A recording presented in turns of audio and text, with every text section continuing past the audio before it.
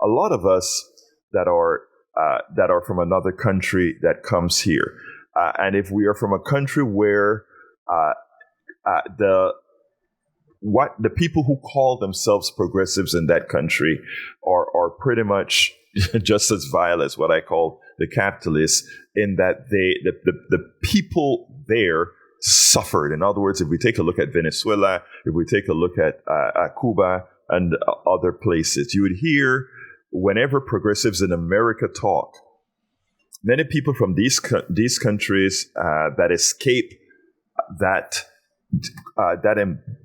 what that country has done to them, they will say, well, what do you want? Do you want to become Venezuela or Cuba? And even some Americans have jumped on that bandwagon and say, what progressive wants would just simply turn us into Cuba and Venezuela. To which I say that is really a cop-out.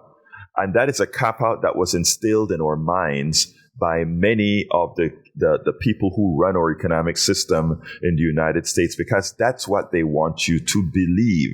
They want you to believe that if you are asking for rights as a citizen of the United States, if you are asking for good health care, if you are asking for good social services, meaning good care for your kids, meaning that it's either subsidized or making sure that the employer has a plan, or, actually I prefer this is done by we the people, have a plan to make sure that everybody who wants to work can have daycare for their kids, so that you don't have that mental penalty about how are your kids doing. We want to ensure that our roads are safe. I mean, we want to have all these good things for society that actually cost. There's not only an opportunity cost, but there's a real cost to do these things.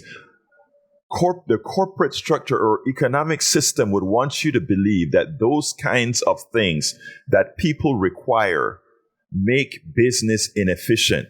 And by the way, it does make business inefficient if inefficiency is defined as doing things not related specifically to that business. But you know what? Inefficiency many times is humane. So to the people who take exception to when progressives want to do things positive for society, good health care, good child care, good family care, basic income to ensure that we don't have people on the streets starving, to equate that to Venezuela, to equate that to Cuba, to equate that to any country that is mistreating its people, so that we as an American society are not privy to those good things, is not only a cop-out, but it is a lie. It is a lie that we have allowed to flourish within our society.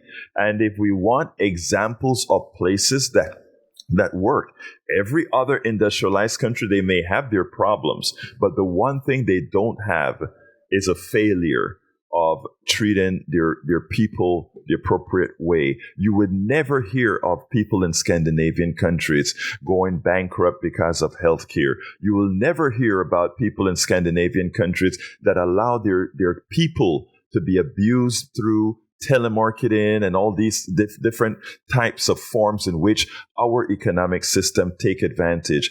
You have heard many older folk call my program here Politics Done Right. At the time, it used to be at noon. And I remember this woman calling me and talking to me about this company that they get her. It's not one company, it's many companies.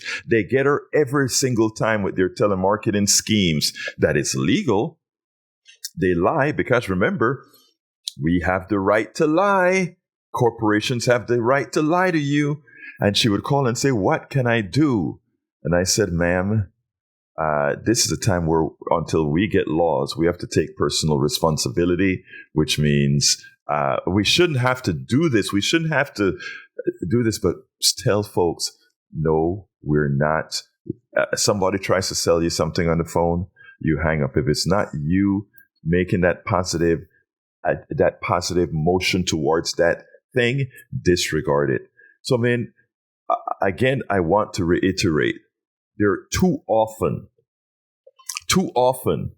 we allow ourselves to be brainwashed into believing that just We just cannot get the things that we as a people deserve as a society, and it is something that we have to bump up our destroy our gullibility index, because they constantly, when I say they, and the they is sort of a nebulous thing, because when the Powell memo was written, this is a document that said progressives are getting Americans to it. I'm paraphrasing, of course, but progressives are getting Americans too smart. And in the process of American getting smart, it will affect business.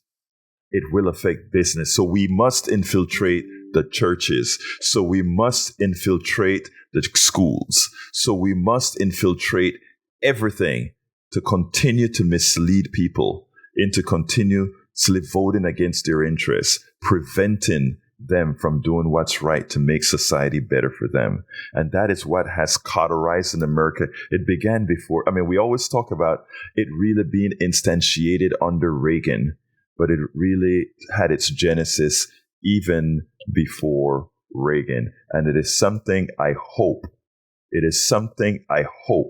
we, with programs like Politics Done Right and others, I hope it is something where we can talk to the American people and say, let's not fall for the con.